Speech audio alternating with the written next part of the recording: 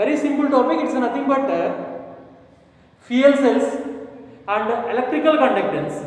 Fuel cell means nothing but the cells which have ability to convert chemical energy into directly electrical energy by the involvement of combustion process, they consider as a fuel cells.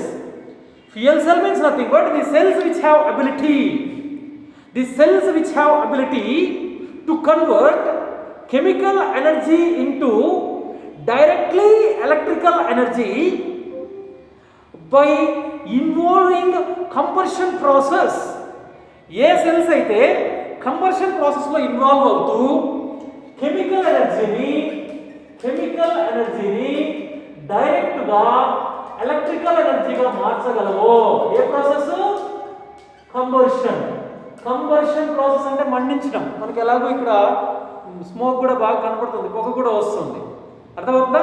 So combustion process అంటే దాని స్వతహాగా మండుతూ chemical ఎనర్జీని electrical ఎనర్జీగా ఒకే స్టెప్లో convert చేసేటువంటి సెల్స్ని fuel cells అంటాం. జనరల్గా galvanic cells are independently involved in combustion process. Galvanic cells అనేవి మనకు ఇండిపెండెంట్గా మనకి రిడాక్స్ ప్రాసెస్లో ఇన్వాల్వ్ అవుతూ అవి కెమికల్ ఎనర్జీని ఎలక్ట్రికల్ ఎనర్జీగా కన్వర్ట్ చేస్తాయి. అర్థమవుతుందా? రిడాక్స్ ప్రాసెస్లో ఇన్వాల్వ్మెంట్ జరుగుతాయి. So best example for fuel cells are H2 and O2 cells, hydrogen oxygen fuel cells. Hydrogen oxygen fuel cells. So hydrogen oxygen fuel cell consisting the structure of two half cells. One is oxidation half cell and another one is a reduction half cell. Porous carbon rod. Porous carbon rod means holes ఉన్నటువంటి carbon rod. They act as a electrolyte.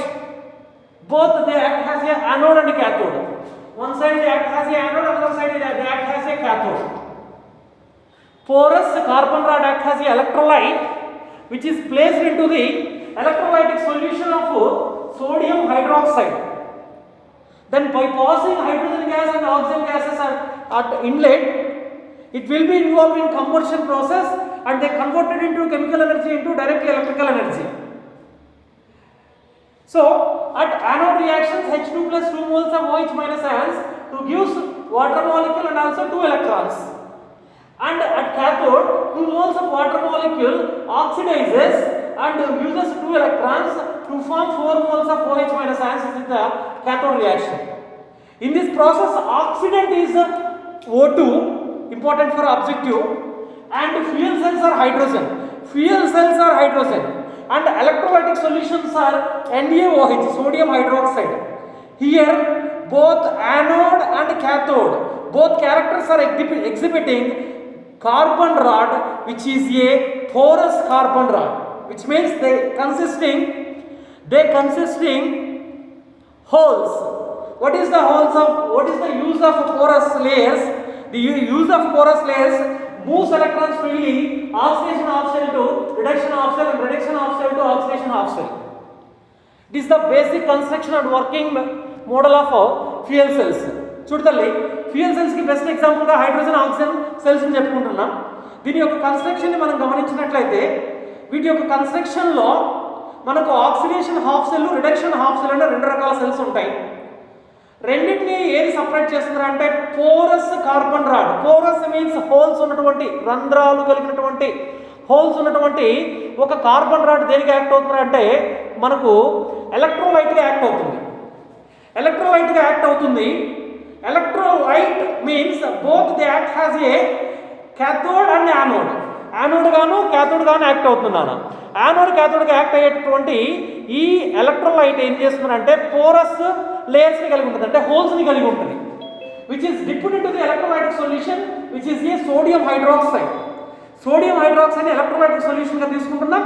అందులో మనం ఏం చేస్తున్నామంటే porous holes ఉన్నటువంటి sodium hydroxide holes ఉన్నటువంటి carbon రాడ్ని sodium హైడ్రాక్సైడ్లో dip చేస్తాం. డిప్ చేసిన తర్వాత ఏం చేస్తామంటే పై వైపు నుంచి ఒక వైపు నుంచి హైడ్రోజన్ గ్యాస్, ఒక వైపు నుంచి ఆక్సిజన్ గ్యాస్ని పంపిస్తాం.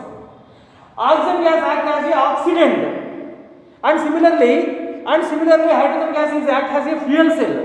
ఫ్యూయల్ వండడానికి అంటే కంబషన్ జరగడానికి ఎనర్జీ సోర్స్గా ఏది ఉపయోగపడుతుందంటే హైడ్రోజన్ ఉపయోగపడుతుంది. ఆక్సిజన్ దేనిగా ఉపయోగపడుతుందంటే ఆక్సిడెంట్గా ఉపయోగపడుతుంది. Both are involving to form combustion process and they convert chemical energy into directly electrical energy.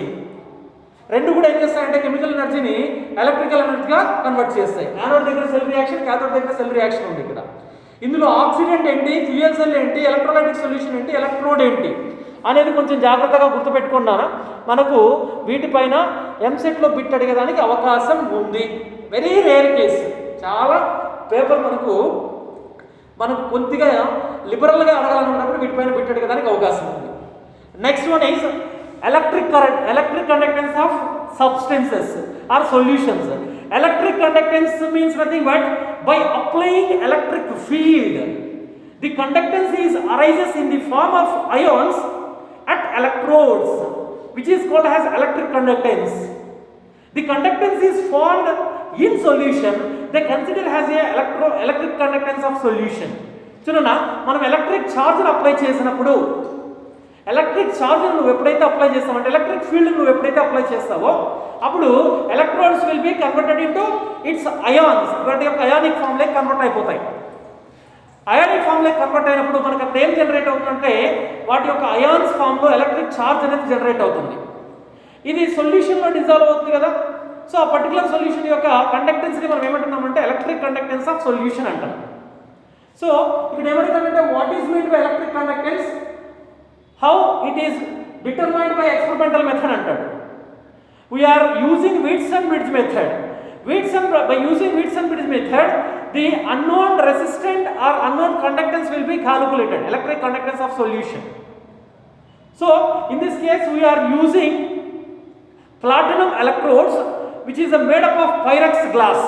ఇక్కడ 4 different types of platinum electrodes తీసుకుంటాం, అది pyrex glass తో prepare చేసింటాం. Then the experiment will be kept into the thermostat. Why? Because if temperature changes, conductance also changes. That's why this total experiment kept into thermostat. In this case, we are observing 4 different resistance. One is R1, R2, R3 and R4. In this case, R2 is the unknown resistance, remaining is the knowing resistance. By passing the alternate current range is of 500 to 5000 amperes, the conductance will be identified for the unknown solution. Okay, చూడండి Wheatstone-Bridge method ఎట్లా ఉంటుందంటే Wheatstone-Bridge మెథడ్లో మనం Pyrex గ్లాస్తో prepare చేసినటువంటి platinum ఎలక్ట్రోడ్స్ని తీసుకుంటాం. ఈ platinum electrodes యొక్క రెసిస్టెన్స్ని R1, R2, R3గా మనం ఐడెంటిఫై చేస్తాం. సో ఈ టోటల్ దాన్ని ఏం చేస్తారంటే థర్మోస్టేట్లో మనకి ఎక్విప్మెంట్ మొత్తాన్ని థర్మోస్టేట్లో పెంచుతారు. Thermostat means nothing but to kept temperature is constant. టెంపరేచర్ని కాన్స్టెంట్గా ఉంచడాన్ని థర్మోస్టేట్ అంటున్నాం. సో థర్మోస్టేట్లో ఎందుకు ఉంచాలంటే if changes temperature conductance also changes.